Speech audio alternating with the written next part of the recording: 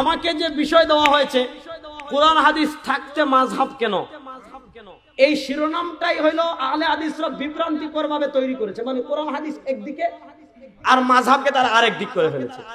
মানে তারা বিষয়টা এমন ভাবে নচেত, এটা তো তারা এইভাবে বিভ্রান্ত করে, এজন্য শিরোনামটা দেওয়া হয়।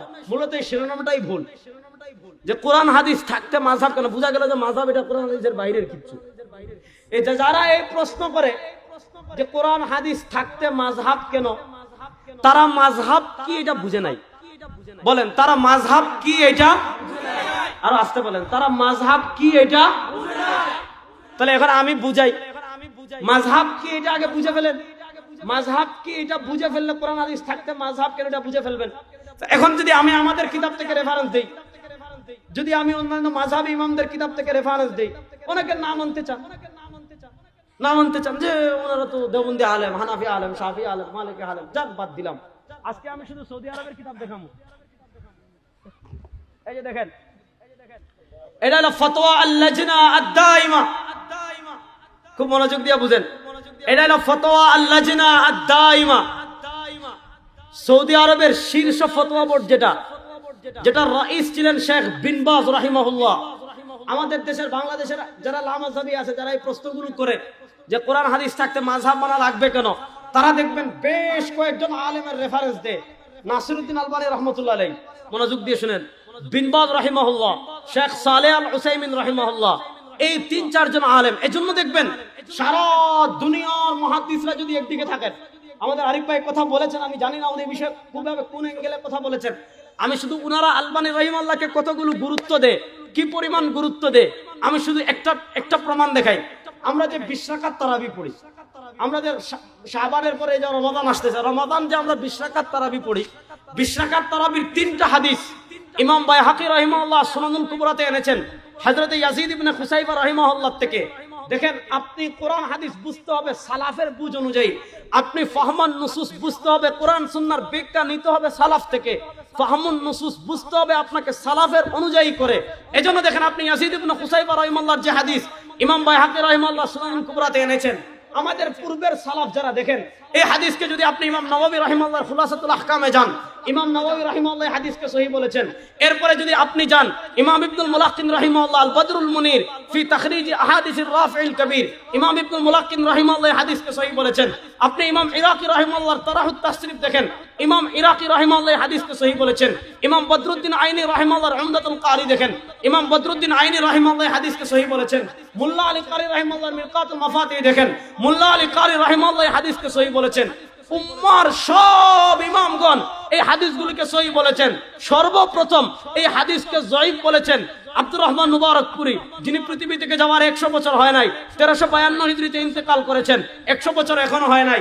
এই হাদিসকে প্রথম জয়ীফ বলেছেন নাসিরউদ্দিন আলবানী, তিনি ইন্তেকাল করেছেন 1420 হিজরিতে, পৃথিবীতে যাওয়ার 30 বছর এখন হয় নাই। তো আমি বলি, উম্মার এই 1400 বছরের ভিতর 1300 বছরের সব মুহাদ্দিসদের ঐক্যমতে হাদিস এইটা সহিহ, 20 রাকাত তারাবির হাদিস সহিহ। প্রথম জয়ীফ বলেছেন আব্দুর রহমান মুবারকপুরি, প্রথম জয়ীফ বলেছেন নাসিরউদ্দিন আলবানী, আর প্রথম এই হাদিসগুলোকে জাল বলেছে আব্দুর রাজ্জাক বিন ইউসুফ আর মুজাফফর বিন মুহসিন।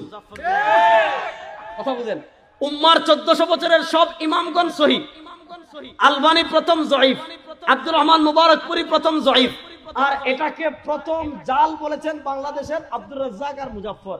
এবার আপনি বিবেকের উপর আমি ছেড়ে দিলাম, আপনি যদি মনে করেন ইমাম ইবনে হাজার আসকালানির থেকে, ইমাম বদরুদ্দিন আইনির থেকে, ইমাম ইবনুল মুলাক্কিন থেকে, ইমাম ইরাকির থেকে, ইমাম মুল্লা আলী কারির থেকে আব্দুর রাজ্জাক বিন ইউসুফের মতো যে সূরা ফাতিহা বিশুদ্ধ করে পড়তে পারে না, মুজাফফর বিন মুহসিনের মতো যে এখনো 2 লাইন বিশুদ্ধ করে অনুবাদ করতে পারে না, আপনি যদি বুঝেন এদের সব ইমাম থেকে এরা তাসসিতাজি বেশি বুঝছে, আপনার মাথার চিকিৎসা করার দরকার আছে না নাই? আর আসতে বলেন, আমি এটা সহিহ কিনা শুধু এতটুকু বললাম। দেখেন, এখানে সারা দুনিয়ার 1400 বছরের সব মুহাদ্দিসরা একদিকে, আর নাসিরউদ্দিন আলবানী রাহিমাহুল্লাহ আরেকদিকে। এবার দেখেন, নাসিরউদ্দিন আলবানী রাহিমাহুল্লাহর বক্তব্য আনার আগে বলবে যে নাসিরউদ্দিন জগৎ বিখ্যাত মুহাদ্দিস, সারা দুনিয়ার শ্রেষ্ঠ মুহাদ্দিস, হাদিসের তাজদীদকারী নাসিরউদ্দিন আলবানী রাহিমাহুল্লাহ। তখন নাসিরউদ্দিন আলবানী দুনিয়ার সবচেয়ে বড় আলেম।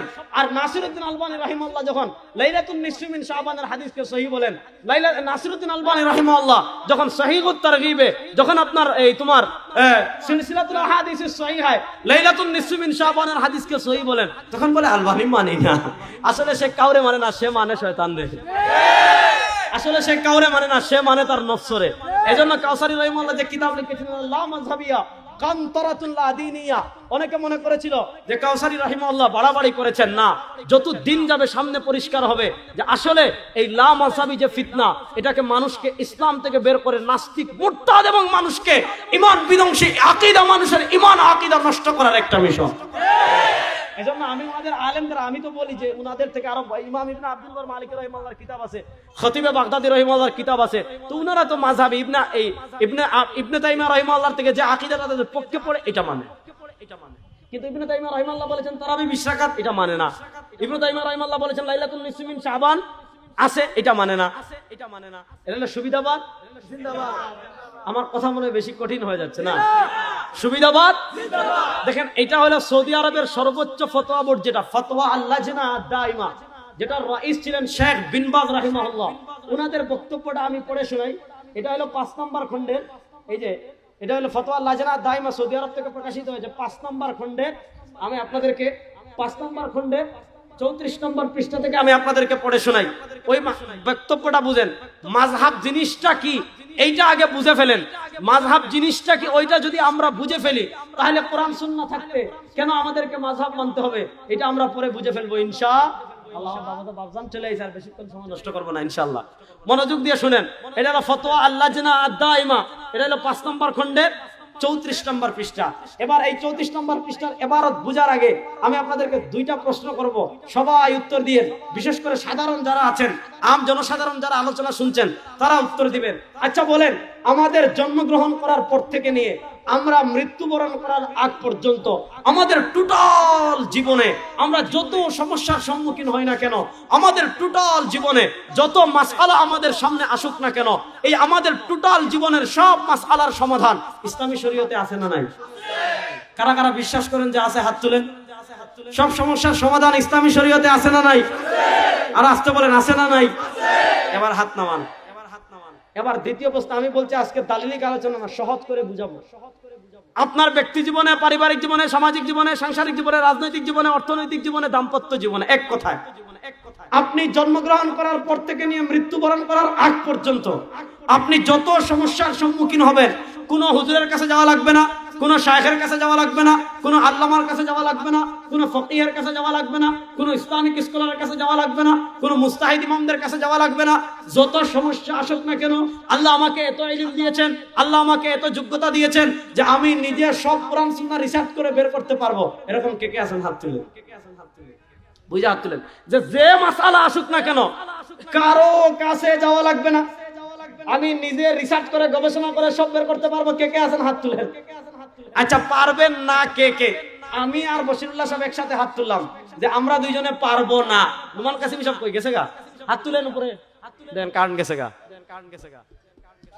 কারেন্ট আছে? দাও ভাই, দ্রুত করো ভাই, সময় কম এখন। আচ্ছা, কথা শোনা যায় তো? কথা শোনা যায়? পিছনে আওয়াজ যায় তো? গলাও নাই আমার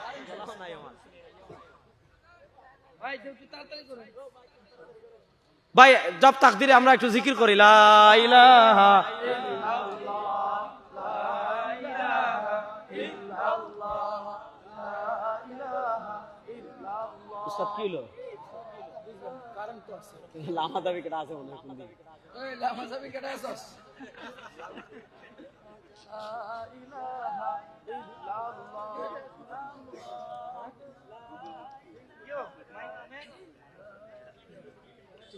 কেডা কোন দিকে লাইন কেটে দিস? কোন দিকে? কোন জায়গায়? এই আলো ভোল্টেজ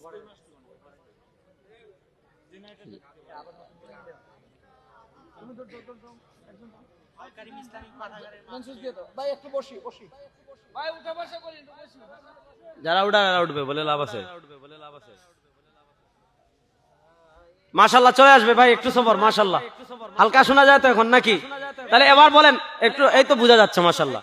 আপনারা চুপ থাকলে বোঝা যাবে। এবার বলেন, আমাদের ব্যক্তি জীবন, পারিবারিক জীবন, সামাজিক জীবন, রাজনৈতিক জীবন, অর্থনৈতিক জীবন, আমাদের জীবনের যত সমস্যা আছে সব মাসআলার সমাধান ইসলামী শরীয়তে আছে না নাই? এই তো শুনেন, সব সমস্যার সমাধান ইসলামী শরীয়তে আছে না নাই? এবার প্রশ্ন হলো, সব সমস্যা কি আমি নিজে বের করতে পারবো? কারা কারা পারবেন হাত তুলেন। যারা যারা ওই দেখ এই পিচ্ছি একটা হাত তুলছে, শুধু সে পারবে। মাশাআল্লাহ, যাক। আচ্ছা, সবর সবর, আসতেছে ইনশাআল্লাহ। আল্লাহ রে, মূল বিষয় আইতে এখন গেছে গা একেবারে। মাশাআল্লাহ, আলহামদুলিল্লাহ। আচ্ছা বুঝেন, এবার বলেন সব সমস্যার সমাধান ইসলামী শরীয়তে আছে না নাই? এবার আমরা নিজেরা গবেষণা করে সব সমস্যার সমাধান বের করতে পারবো? পারবেন তো? আচ্ছা, কারা কারা পারবেন না? আমি আর আমার বাপজান হাত তুললাম। এখন আমি আমার এখানে স্টেজের যত উলামায়ে কেরাম আছেন সবার দায়িত্ব নিয়ে আমি হাত তুললাম যে আমরা পারবো না। তাহলে আমরা নিজেরা রিসার্চ করে গবেষণা করে সব বের করতে পারবো? আর আসতে বলেন, পারবো? তাহলে আমরা যেহেতু পারবো না, তাহলে তো আমাদের আর আমল করার দরকার নাই। আর আসতে বলেন। আচ্ছা দেখেন, আপনি মনে করছেন ইসলামী শরীয়ত শুধু নামাজে হাত কোথায় বাঁধবেন এটাতেই না?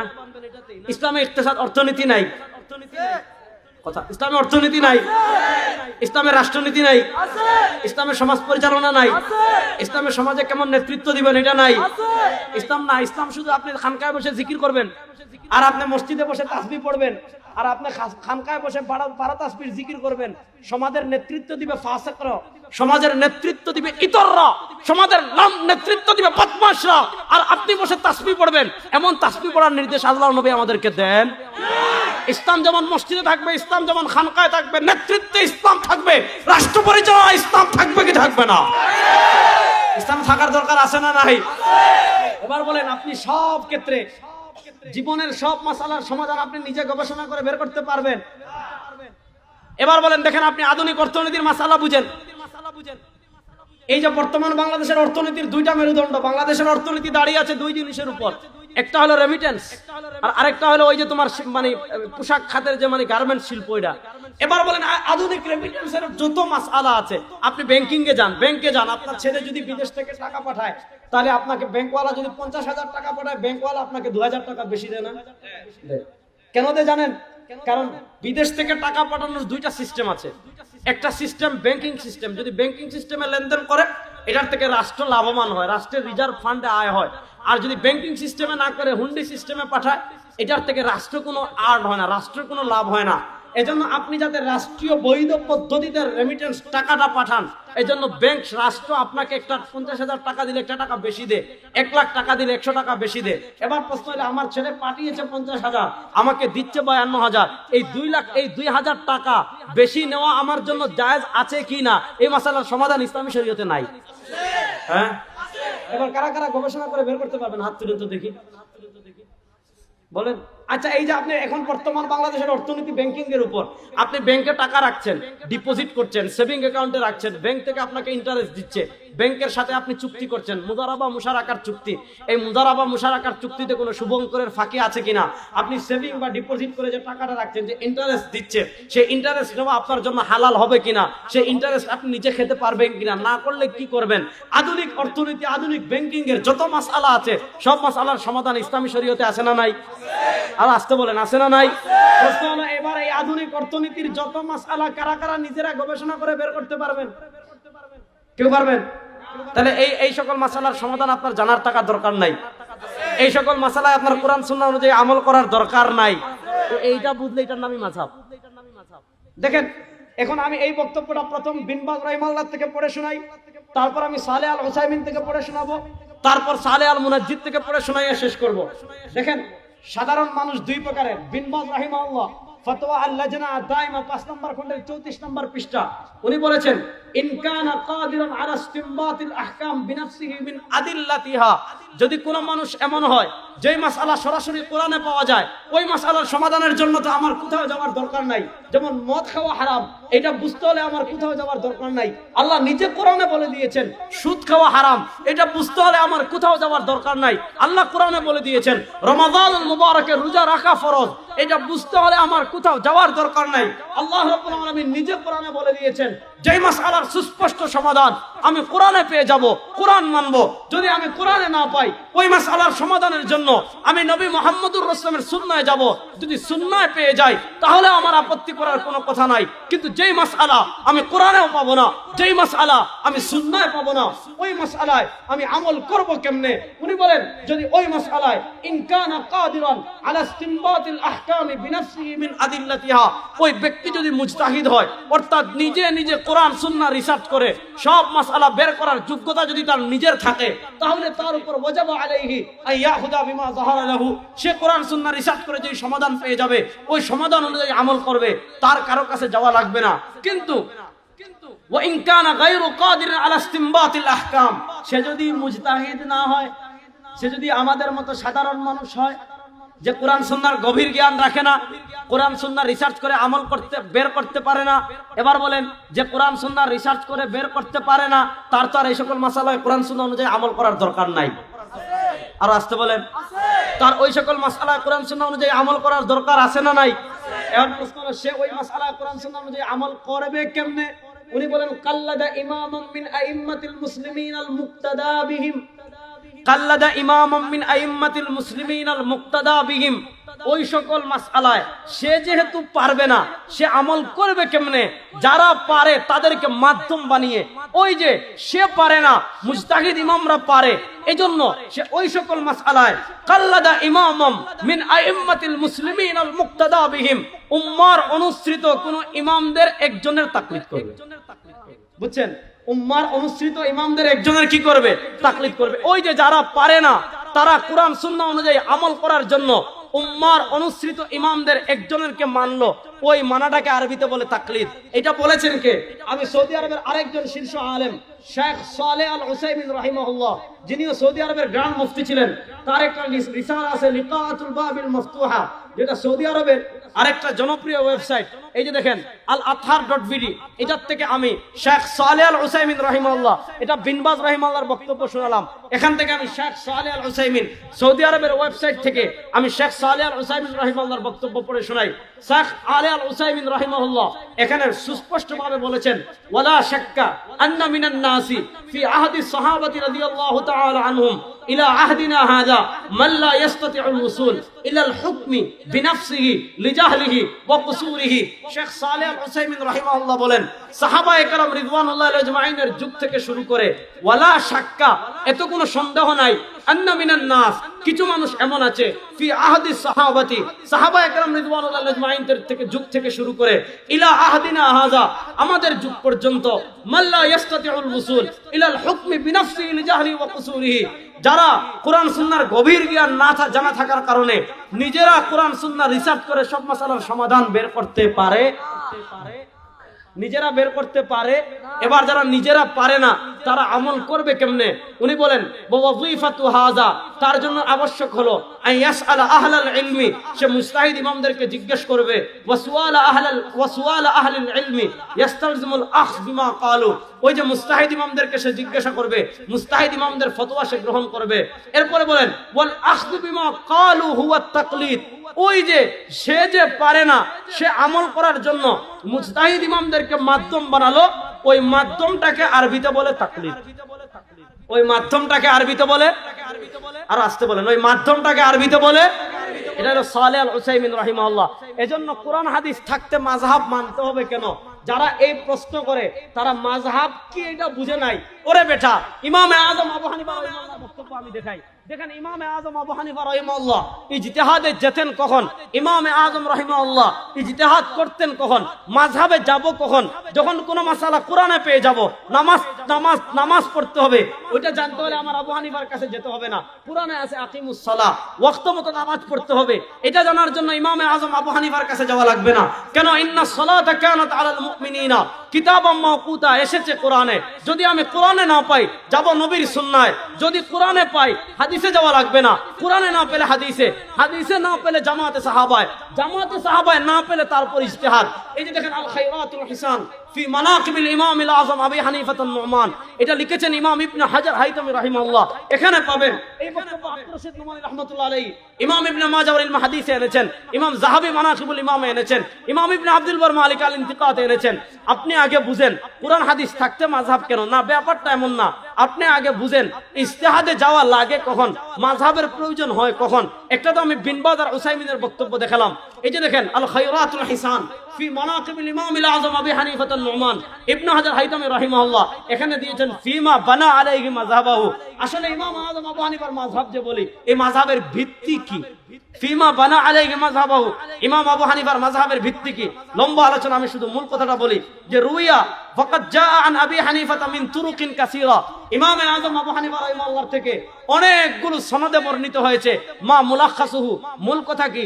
আন্নাহু আউওয়ালান ইয়াখুযু বিমা ফিল কুরআন। ইমাম আযম আবু হানিফা রাহিমাহুল্লাহ কোন মাসআলার সমাধান যখন দিতে যান, সবার আগে তিনি ওই মাসআলার সমাধানের জন্য যান কোরআনে। কোরআনে পেলে আর কোথাও যাওয়া লাগে না। এরপরে ফাইল্লাম ইয়াজিদ, যদি কোরআনে না পান ফাবিস সুন্নাহ, তখন যান সুন্নাতে। ফাইল্লাম ইয়াজিদ, যদি নবীর সুন্নায়ও না পান ফাবি কওলিস সাহাবা, তাহলে যান সাহাবায়ে কেরামের ভিতর। ফাইদান তাহাল আমর ইলা আমির ওয়া আতা ওয়া শাবি ফাহুম রিজাল ওয়া নাহনু রিজাল আজতাহিদু কামা আজতাহাদু। কোরআনে পেলে কোরআন, কোরআনে না পেলে সুন্নায় পেলে সুন্নাহ, সুন্নায় না পেয়ে জামাতে সাহাবায় পেয়ে গেলে জামাতে সাহাবা। যখন কোরআনে পাওয়া যাবে না, সুন্নায় পাওয়া যাবে না, জামাতে সাহাবায় ওই মাসআলার সমাধান পাওয়া যাবে না, তখন আসবে ইজতিহাদ। এই একই কথা আপনি দেখবেন ইমাম ইবনে আব্দুল বার মালিক রাহিমাহুল্লাহ জামিউ বায়ানিল ইলমি ওয়া ফাযলিহি, এটার এই দেখেন 317 নম্বর পৃষ্ঠায় ইজতিহাদ লাগে কখন? বাবু ইজতিহাদির রাই আলাল উসুলি ইনদা আদামিন নুসুস ফি হিনা নুজুলিন নাজিলা। এমন মাসআলা আসছে, এমন সমস্যা আসছে, কোরআনে পেলে তো পেয়ে গেলেন, কোরআনেও পেলেন না, হাদিসেও পেলেন না, জামাতে সাহাবায়ও পেলেন না। আপনার ওই মাসআলায় কোরআন সুন্নাহ অনুযায়ী আমল করতে হবে। পদ্ধতি দুইটা, যেটা বলেছেন বিন বাজ, হয় আপনি নিজে গবেষণা করে মুস্তাহিদ নিজে বার করবেন। যদি আপনি নিজে বের করে ফেলেন, কারো অনুসরণ করা লাগবে না। আর যদি নিজে আপনি বের করার যোগ্যতা না রাখেন, কাল্লাদা ইমাম মিন আইম্মাতিল মুসলিমিন, শেখ বিন বাজ বলেছেন, শেখ উসাইমিন বলেছেন, উম্মার অনুসৃত কোন একজন ইমামের তাকলিদ করবেন। তাহলে আমি কি বুঝাইতে পারছি? তাহলে এতক্ষণে আমরা এতটা বুঝলাম এই প্রশ্নটাই ভুল। তাহলে এতক্ষণে আমরা বুঝলাম এই প্রশ্নটাই ভুল। এজন্য আমরা এই সমস্ত লামাযাবি ফিতনার পিছনে পড়ব। যদি বুঝার হয় আমাদের সাথে আইসেন, বুঝাই দিব। আল্লাহ আমাদেরকে সব ধরনের ফিতনা থেকে বেঁচে থাকার তৌফিক দান করে, সকলে আমিন। ইন আসাবতু ফামিনাল্লাহ ওয়া ইন আখতাতু ফামিন্নি ওয়া মিনাশ শাইতান। সুবহানাকাল্লাহুম্মা ওয়া বিহামদিকা আশহাদু আল্লা ইলাহা ইল্লা আনতা আস্তাগফিরুকা ওয়া আতুবু ইলাইক। আসসালামু আলাইকুম ওয়া রাহমাতুল্লাহি ওয়া বারাকাতুহু।